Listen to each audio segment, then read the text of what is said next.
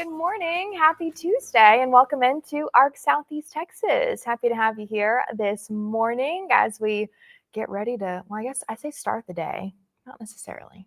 But yeah, your day is like towards almost the end. done. I know. But I guess it's kind of like one of those things where also, I mean, I know a lot of folks too that do work, I say a normal job, like 9 to 5. Mm-hmm. You've got like all your stuff that you have to do afterwards. So it's almost like a whole little day in itself where I got stuff I got to check off the to-do list as soon as I'm I feel like this is like right 10 o'clock is about, it's after that like morning rush when you come into work and you really can kind of figure out how your day is going to go, whatever your job is. You've got several things that you get done. And then 10 o'clock, I feel like that's when you can kind of take a break, take like a second coffee break for some people. And then if you're news people, you never take a break. So I was gonna say at 10 o'clock, right at that point, you're like, start the countdown to lunch. How far are we until break time? So. That's how I feel when ARC's done. I'm like, it's lunchtime. It's lunchtime. Well, it is 10:01, so whatever you got going, hopefully the hustle and bustle slow down a little bit for you, and we can get you ready for the rest of your day with a look at some headlines. Starting over, again, a Lumberton family overwhelmed by a torrential downpour. Their firsthand account of the frightening flow of water and how they're working to recover. Plus, overwhelming loss, the family of a 16-year-old homicide victim sharing their grief with Fox 4 and their burning desire for answers. And a Beaumont middle schooler in a courageous fight against a rare cancer. She says love from the community helps keep her going. When and where you can show that love. And we jump right into the rundown this morning for you. Today, we've actually got Fox 4 reporter Maya Caleb in the studio with us here to talk about the story that she is working on today. Switching up a little bit. Normally we see you in the newsroom. I know. It's actually kind of cool to be in here with you guys. But today I'm going to actually be working on a story regarding a homeless ordinance that went into effect. So last week I did speak with a homeless advocate here in Beaumont, and he talked about how difficult it's been for him to help the homeless because they've been dispersed out of their encampments, and just how difficult it is, period, just for them to adapt to new life under this ordinance. But today I'm going to actually be taking a closer look at how that's happening and just how it's affecting them on a day-to-day basis. So we'll see what we can go out there and get today. Yeah, absolutely. It's one we've heard a lot about recently too. Yeah, in Beaumont and Port Arthur. So it's all over the state from what I know. Right. So it's just, I'm ashamed to see people have to, disperse in that way. But hopefully something can be done to help them. So. Life is hard enough, I think everyone can kind of attest to that, the economy and bills and groceries and everything, imagine being in their situation where, you have very little and then these ordinances and, it's a tricky situation for everyone involved. So certainly a good story there that, deserves some attention. So. Absolutely. We'll be interested to hear the details a little bit later on tonight. Thanks for having me in the studio, guys. I'll see y'all later. All right. Thank you. All right. Continuing with some of our news this morning. A former Marine and his wife spent their Veterans Day trying to recover from flooding in Hardin County after more than a foot of rain fell over the weekend. The couple says they've experienced flooding before, but this is the highest the water has ever been. Fox 4's Sydney Ferguson has more on what the family is going through and the search for solutions. On a normal Veterans Day, Wayne Kaler and his wife Judy would be celebrating his military service. Instead, the couple is surveying flood damage and trying to dry out. It just poured in, and all we could do was sit here and just watch it come up. The couple says at least 4 inches of water entered their home on West Walton Road early Saturday morning, damaging furniture that's over 100 years old, important documents, and more. Wayne built in all the furniture in both of the children's bedrooms. It's ruined. The Kalers say this is the 4th time their house has flooded in the 52 years they've lived there. The couple chose the location because it's secluded. Wayne says he was looking to escape after serving in Vietnam. I was not well liked when I first came home. I was spit on. I had dog poop thrown on me, and I was in full uniform. So as soon as I got all the way to here, I took that uniform off, and I never wore it again. The Kaler home was built at a time when only 3 houses were on their street. Now much of Lumberton has been developed, which they say has caused their area to be neglected. While Wayne bought the property to be a hideout, he says he didn't want to be ignored in this way. We've been told before when we went to the county for something or to the city for something, we're in no man's land, just do whatever you want to. The Kahlers say it seems like areas within the Lumberton School District take priority, but they're hoping this most recent flood will encourage the county to improve drainage in their area. Do something about the drainage across 69 and put in another retention pond. These are the homes that went in first. Now they're left with a mess. What else can you do? You just go forward. And a lot of work. And that was Sydney Ferguson with that report. Neighbors next door to the Kahlers blamed the county as well. Now they're hoping someone will make an effort to put funding toward helping what they say has become a forgotten area in the county. But city and county leaders have told us when it rains that much, it just overwhelms any drainage system that's in place. Certainly a big issue too when you get that much rain, and with how dry it was. When the ground is dry like that already, it can't really absorb. Yeah, we had just kind of a perfect mix of just a bunch of problems when, again, we experience, haven't had a bunch of rain, or we haven't had any rain in a long time. Yeah. The ground it's like just a rock and just doesn't soak anything up. And then with that amount of rain, I mean, that was about 15 inches. Yeah, we woke up and it was like, whoa. Happening. Wow, it was a lot all at once. So yeah, definitely an issue. Hopefully, and certainly an issue that we've seen in many different areas. I know here in Beaumont, that was a concern, is the amount of flooding that happens along MLK under the underpasses. And they're like, that when you have that much rain, it just can't. Nothing's going to be able to help that much amount of water. Yeah. So, but definitely a struggle. Unfortunate thing that we have to deal with here in Southeast Texas. Well, an extra layer of protection is now in place at 3 Port Arthur elementary schools. The district has hired its first 3 school marshals, and yesterday morning they began their assignments. One of the elementary schools, Washington, the state mandated an armed security officer at every campus in Texas following the Uvalde tragedy. The men and women who take part must undergo 80 hours of training to become a school marshal. DeQueen Elementary, the second campus where a marshal is in place. Unlike the Guardian program that hides their identity, the staff member taking part in the marshals program is known to everyone at the school. Lakeview Elementary, the third campus where Port Arthur ISD has put the program in place. The marshals supplement the Port Arthur ISD Police Department, and they tell us they welcome the opportunity to safeguard students and staff. Well, a teenager just starting out at Burkeville High School never made it through his first semester. Family members of the 16-year-old are now planning his funeral. Relatives reaching out to Fox 4 telling us they want everyone to know more about Jerome Rambo. Jerome Rambo, fondly known as JJ to his friends and family, died earlier Sunday morning following a shooting. His aunt sharing this photo of JJ, telling us her nephew loved his family, found joy in helping people, liked video games and sports. They remember his beautiful smile and hazel eyes, calling him a caring individual in every way. JJ was a freshman at Burkeville High School. He was shot very early Sunday morning in the parking lot of Elam's Event Center on Highway 190 outside of Newton. The teen was rushed by ambulance to Christus Jasper Memorial Hospital, where he died. Now, that event center, the site of a large gathering, according to JJ's family and the sheriff, it was empty yesterday afternoon when our Fox 4 photographer stopped by to get video. The shooting call came in around 4:15 Sunday morning. The teen died about an hour later at the hospital. Newton County Sheriff Robert Burby telling us this case hits especially hard because the victim was so young. If you have information about the shooting, call the Newton County Sheriff's Office at 379-3636. The sheriff telling Fox 4, if you are a witness or have any information, please call that number again, 379-3636. And we've, this is one instance where this really may benefit by just a little bit of information. We've seen teeny tiny bits of information in many cases. I mean, homicides, you name it, where they've really helped. They always say, one tip is never too small. There you go. It can be something small that leads to a big break in the case. So.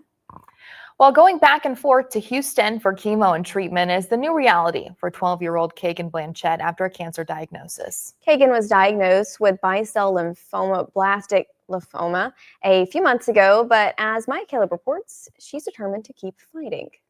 On Hooks Avenue in Beaumont, Pray for Kagan signs decorate front yards as far as the eye can see. It just shows me that much people really did care about me, and them just coming out makes my heart warm, inside. It's that support from the community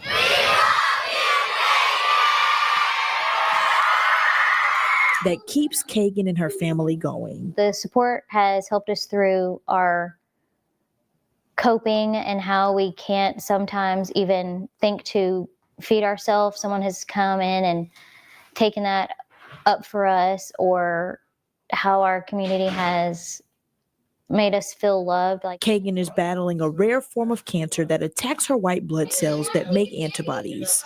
Her mom says watching Kagan miss out on key parts of her childhood is difficult when she knows she has a full life ahead. every time we have to go to the ER for a small fever, which has been like every single week for something, she has to get access through her port. And it's a struggle to take your daughter to a hospital to put a needle in close to their chest, and to see her in pain and her not want to do it, and her being aware of what's about to happen. This day, Kagan enjoys time with family, but not every day is so sunny. Sometimes it will be hard because to go to the hospital and get poked every time you have to go, but it is all worth it. She says her faith in God and the love of those around her will get her through the next 2 years of treatment. In Beaumont reporting, I'm Maya Caleb.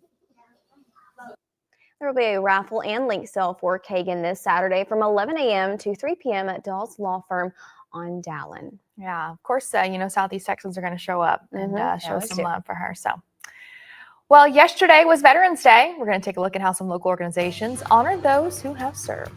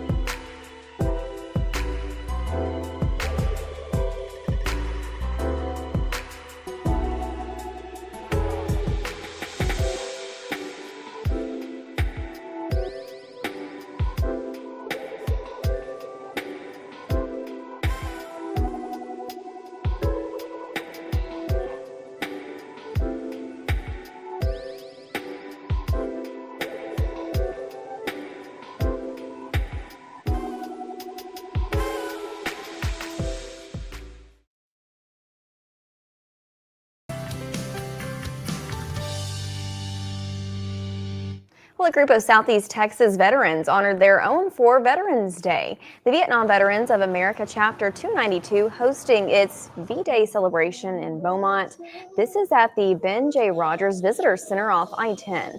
Veterans, along with the community members, coming out, taking a moment to pause and reflect on the service and sacrifice of our men and women in uniform. And coast to coast, the country did honor our veterans, past and present. Southeast Texas, as you saw, also pausing with a salute to service.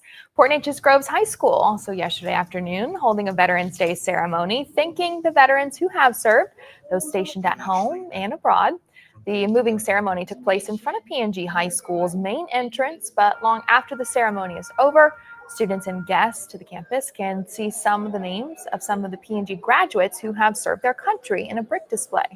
The project started a few years ago, and this year, 7 new names of service members were added. There's about 230 names out there, and they've got about 30 bricks left that they say will soon be filled. And at Lamar University, they had a Veterans Day ceremony of their own. Posters of students, faculty, and staff lined the hallway of the Setzer Student Center yesterday, a building in the center of the campus filled with students at any time of the day. As students walked through, they got to honor those who served their country. And of course, a big thank you to a veteran was delivered in a very heartwarming way. Medical Reporter Liz Bonus shares the surprise. Hey there, everybody. This World War II veteran Charles Thomas Robbins turns 100 this month. He was presented today with a very special gift, one of warmth, you might say, from a group that makes blankets for our nation's heroes.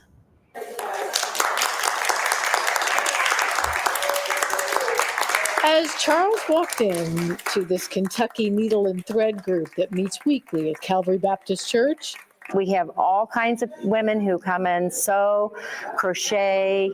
We have a few who knit.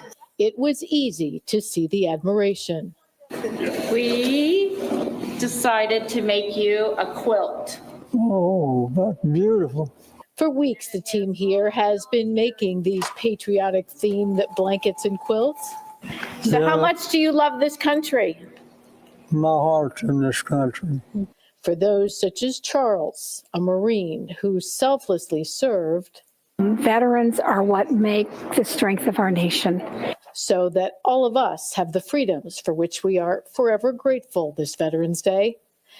As for these veteran blankets, for each one given, I hope it lightens their day and lightens their heart and lets them know that God loves them. Each blanket has a special message sewn on it. And when you maybe lose heart, you have a verse down here that says, "Be of good courage, and he shall strengthen your heart." It is delivered, wrapped up in gratitude, you might say. If could live long enough now, I'll go back in the Marines. You would go back in the Marines. God love you. For the greatest generation and so many others who sacrifice for our country. And makes the difference today. Now, Needle and Thread always needs sewing and quilting donations. We have details online if you can help in any way, or maybe you even make some of these blankets. Big thank you to Charles and so many who've served our country. With your Health News, I'm Liz Bonus reporting. Yeah, beautiful blanket too. Very talented. Well, so to come this morning, we got this week's Gator of the Week, though it's not exactly what you'd expect.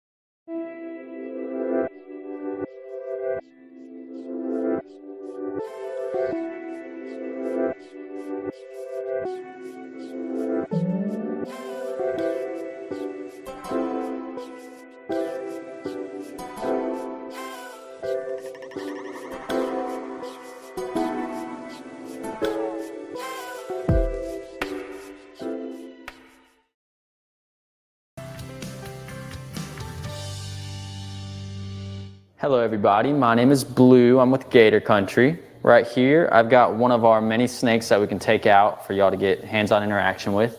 This one right here though, this is Athena. She is a jungle carpet python. They're native to Northern Australia. We got her about 10 years ago, maybe a little bit less, maybe around 9 years ago. And when we first got here, or when we first got her, she was given to us by a breeder, and she was no longer having eggs. She was not having any more clutches. And he gave us her and one other jungle carpet python that was breeding with her, but he was a lot older than her. Whenever they brought her to us, or brought them to us, me and my brother were told to go and find out which snake is which. Now he told us that he put them both in separate boxes, and he said one bites, one doesn't. My dad told us to reach in. I grabbed Athena here, and my brother, he got bit. But Athena, she's been super sweet ever since. The only thing with her is she does not like her beauty sleep interrupted.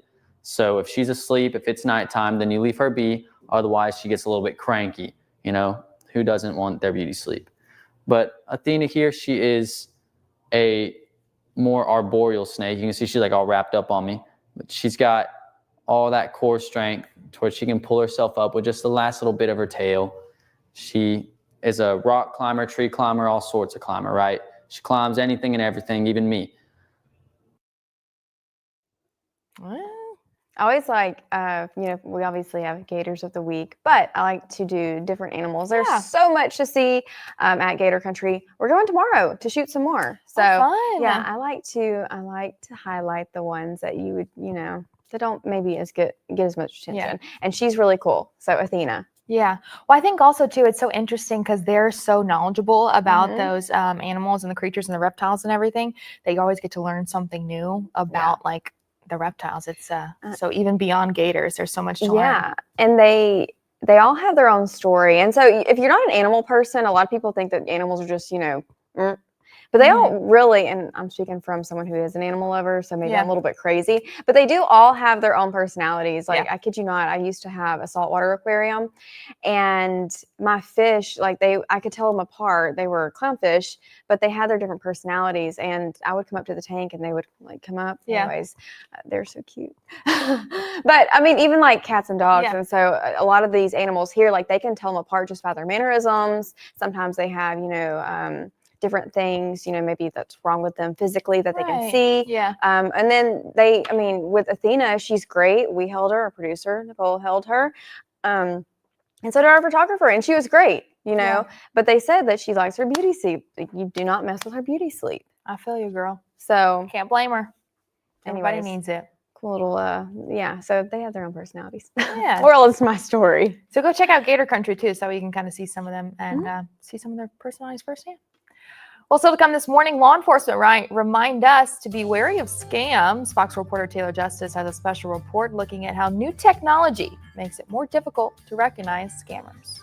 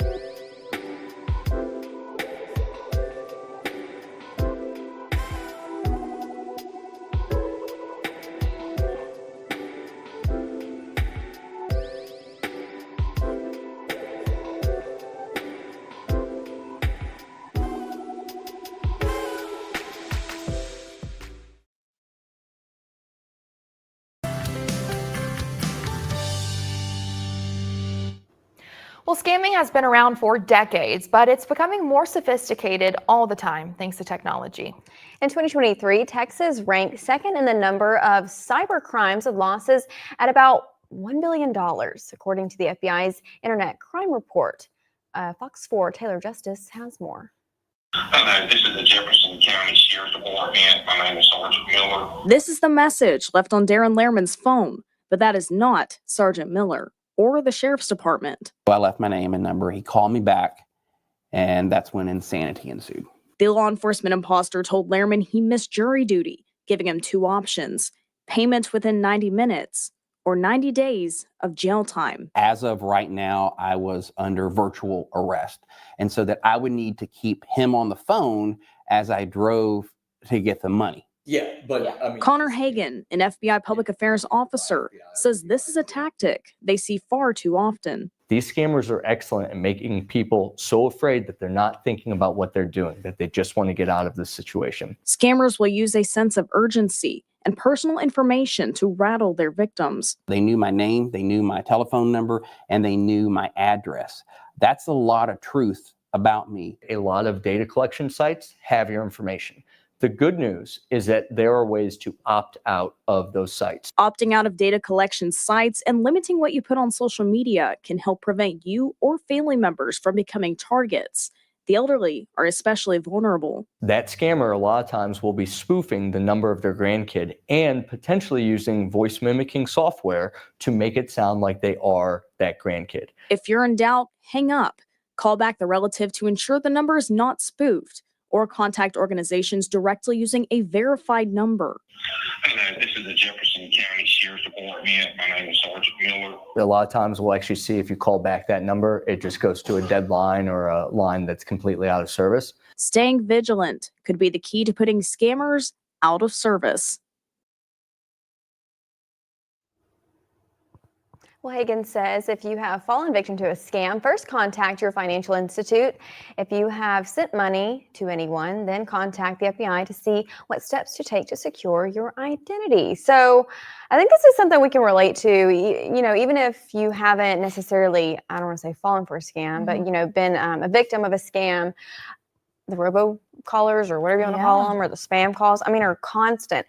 And I feel like over time, like my phone has gotten better at just not even letting it ring. It's like, scam call. Nope.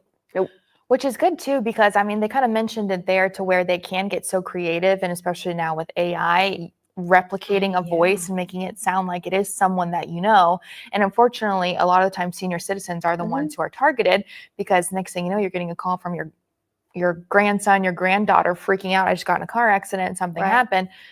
Initially, you're like, oh my gosh, what can I do? Like, what needs to be done? And then they catch you that way. So it's really important, if you do get a strange call like that, if you're like even just a little bit worried, hang up and call the person that's allegedly calling you, so that way you can find it, because it's so easy to spoof call now. I mean, it's insane. But they do it anyway. So this reminded me of a situation that I was in a couple of months ago, and I was, you know, obviously I work in news, I see a lot of stuff, so I was pretty weary of what was going on. But I had I danced when I grew up, and I got an email from it looked to be from the woman that I danced at her facility. Same name and everything.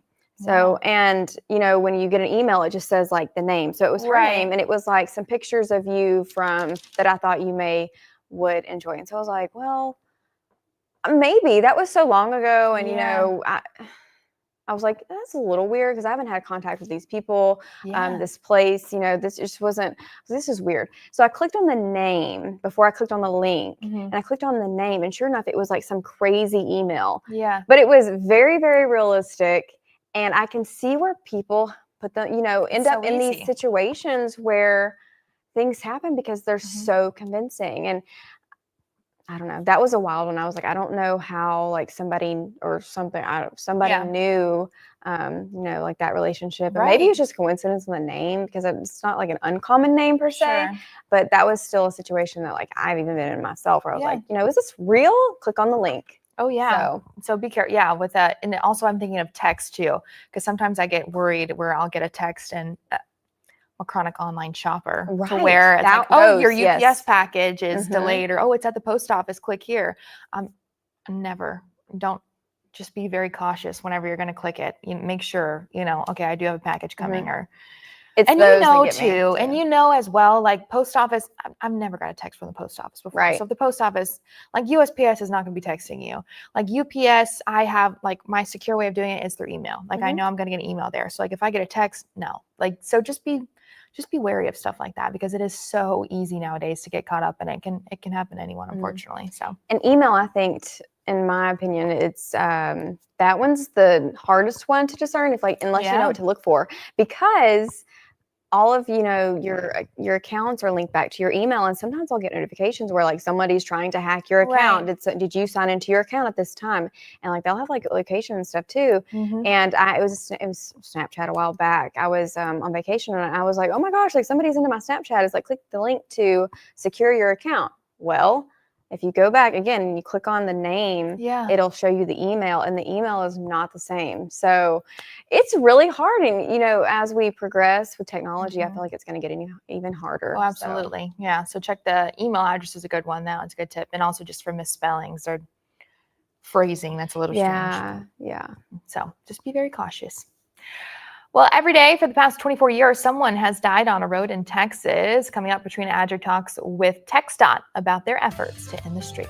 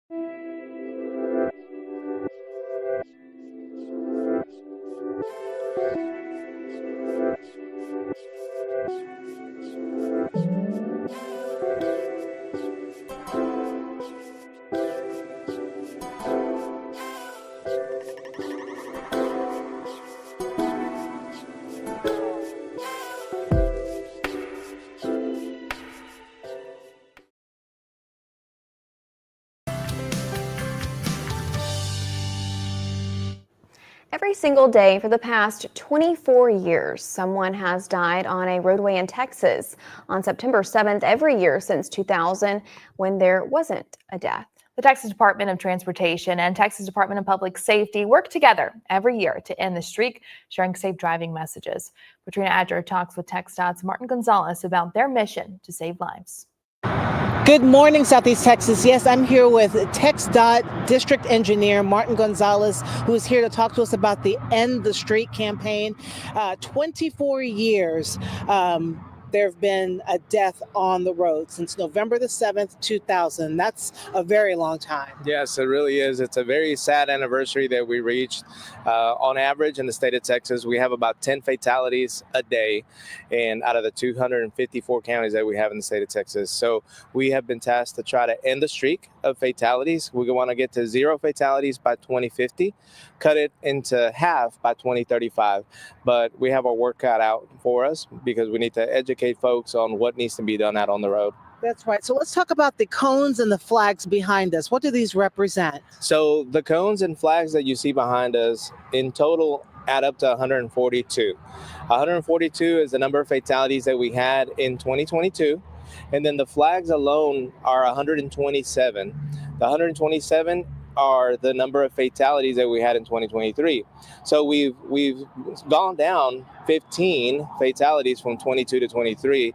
And so far this year in 2024, we have had 110 fatalities in the 8 counties that make up the Beaumont district.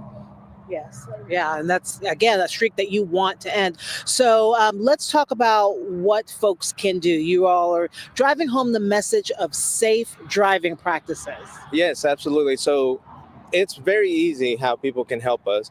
We need to make sure people are driving the speed limit, make sure that people wear their seatbelt all the time, every time, make sure that people put the phones down, avoid distractions while they're driving, and then just make sure that we scan the road, that we're being responsible out on the road and watching out for each other.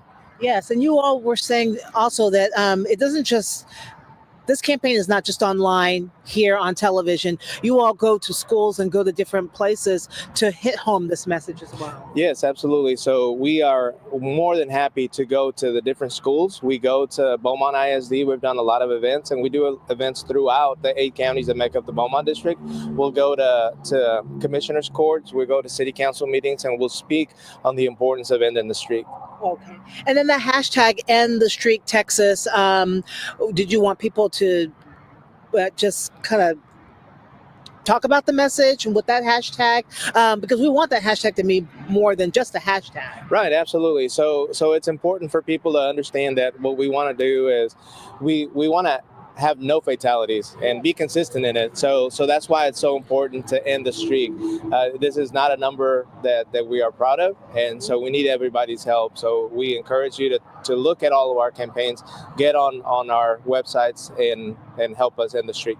Thank you so much. We appreciate you being with us all morning. Yeah, so do your part in being a defensive driver when you're on the roadways, when you're dropping the kids off to school, when you're going to work, or just being on the roadways regardless. Just be a defensive driver and put down those phones, wear your seatbelts, and be a good driver. Guys, back to you. It's kind of hard to believe that it's been 24 years since there hasn't been. It seems, when you put it into that perspective, it does seem crazy and like that's impossible. But I mean, there's so many crashes every single day. So the numbers don't lie. I heard him earlier talking this morning, and he said there have been days where they were close, where there was just one fatal accident. But I mean, even one is too many. So yeah, make sure. I think it's kind of easy to see sometimes, like where it kind of starts picking up with the distracted driving in your phone and and the speeds. It's just at the end, it's very much a time period type problem. Back in the day they didn't have the distractions of your cell phone, and everyone we're always in a hurry, and sometimes, and I'm bad about this too, when I'm driving to work I'll be early, like there is no reason for me to even be in a hurry, and I am in a hurry. I'm like, please get over. So we're probably all guilty of it. I feel like Macy's probably a pretty fast driver too. I'm a legal speed driver. She has to, because she drives a box on wheels. I gotta be careful with the wind and everything. Yeah, you never know. But yeah, practice some patience on the road. I'm right there with you, where we can be going like I'm with you. I understand. So just be safe. Still to come this morning, Spotlight on America investigates the extent of the brain damage our veterans may have experienced from firing weapons.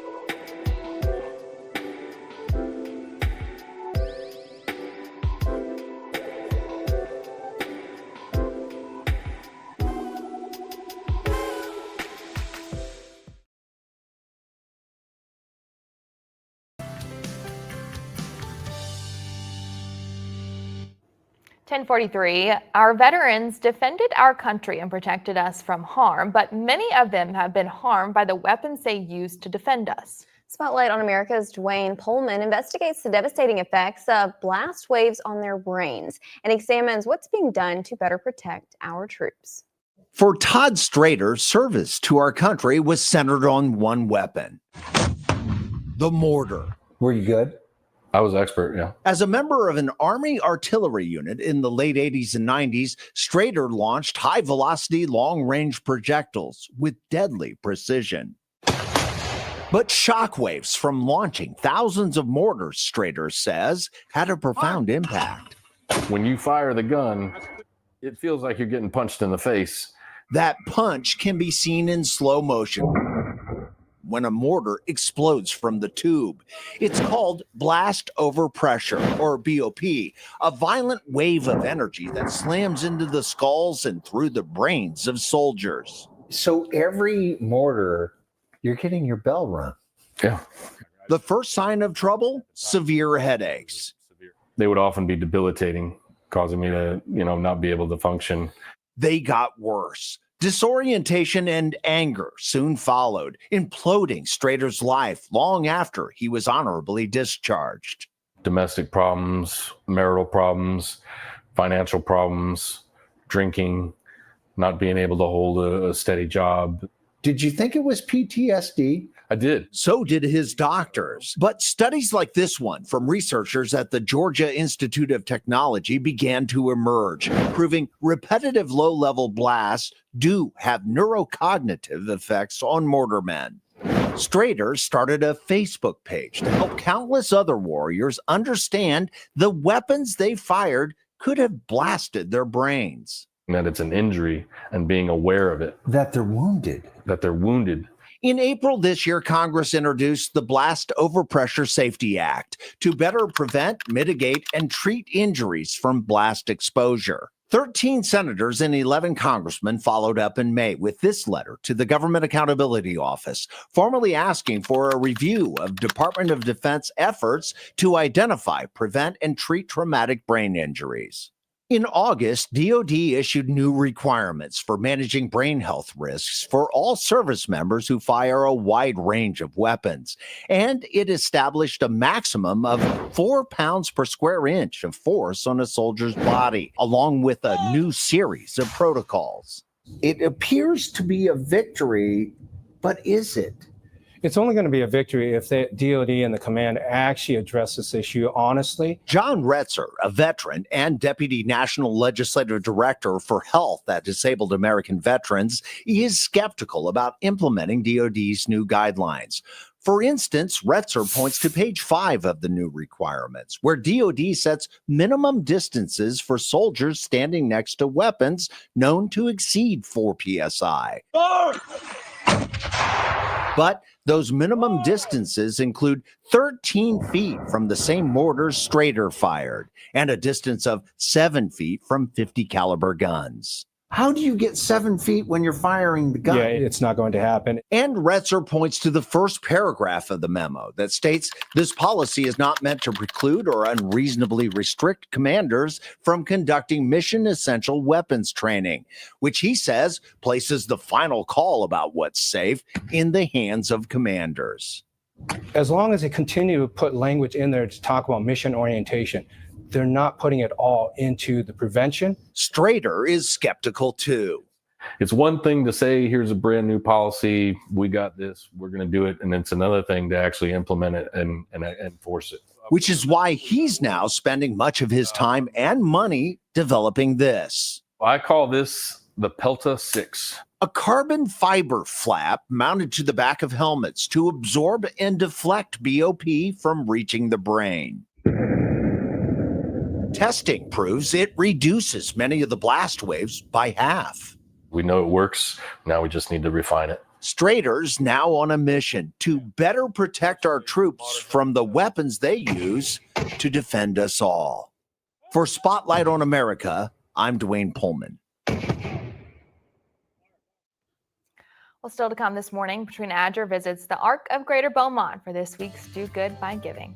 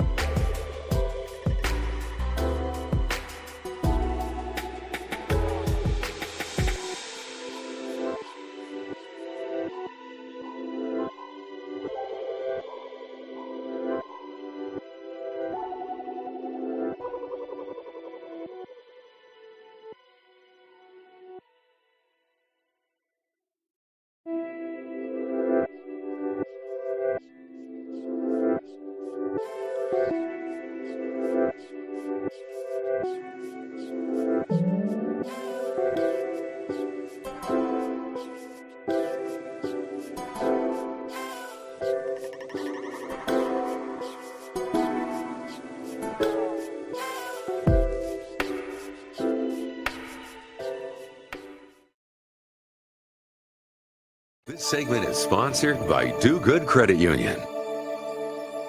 Giving back to our Southeast Texas community is at the heart of KFDM and Do Good Credit Union. From now until December 20th, we will introduce you to 12 local charities chosen this year because they embrace our core belief of people helping people. Today, we're visiting the Arc of Greater Beaumont. So the Arc of Greater Beaumont is a nonprofit that provides programs for adults and kids with disabilities here in our community. We do a lot of social and support activities. We help our families gain resources. We help our adults learn to be more independent and be involved in their community. The ARC has been here since about 2005. We had a group of concerned parents who were wondering what's next after high school. Their kids were getting older and they were looking for those social and support opportunities, and that's kind of how we came about. We started off with our adult programming and were able to create those social opportunities in a safe environment where they could make new friends, see regular old friends, and, learn new things and experience new things. And then we have expanded to children and family services and offer things like our Parents' Night Out, where parents can get a break.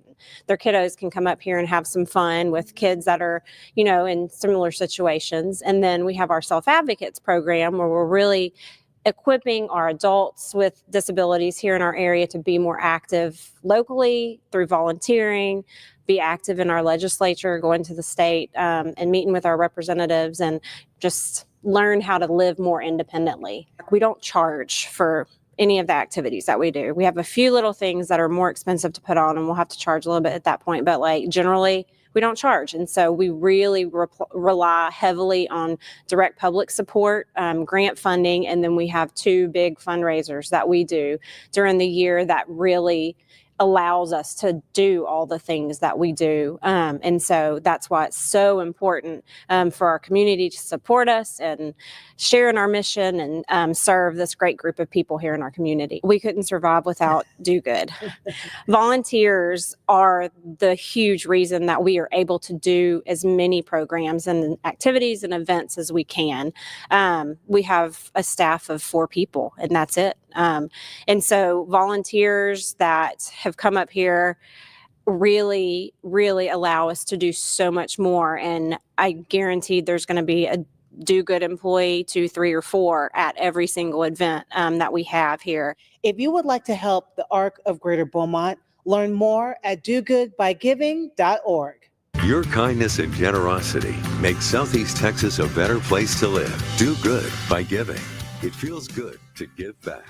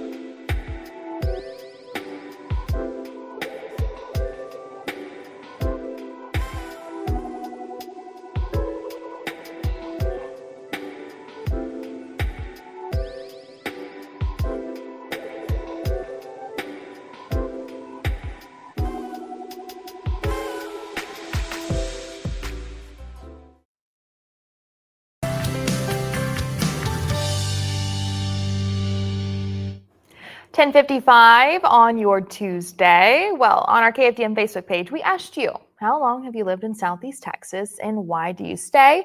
And more than 340 of you responded.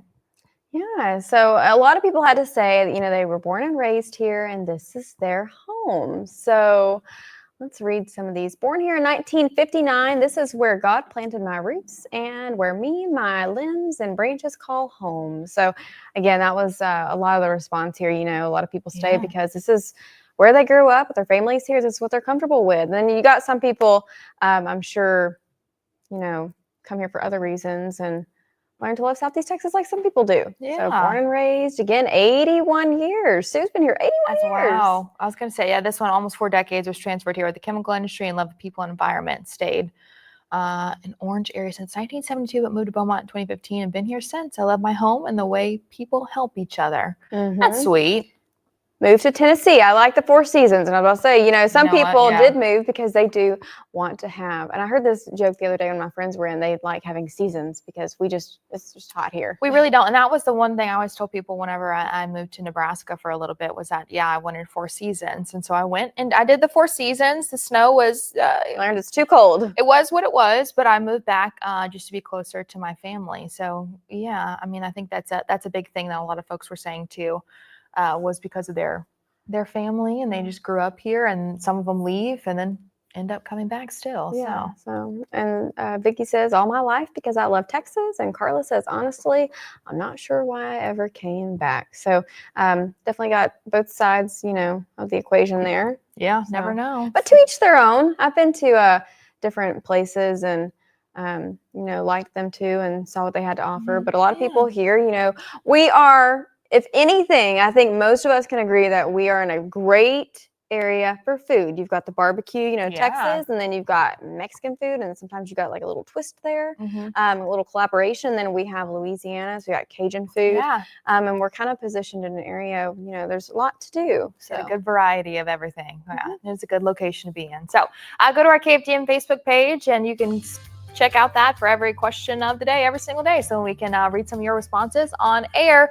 But that does it for us this morning here on ARC Southeast Texas. We do hope that you'll join us. Then we hope you have a terrific Tuesday.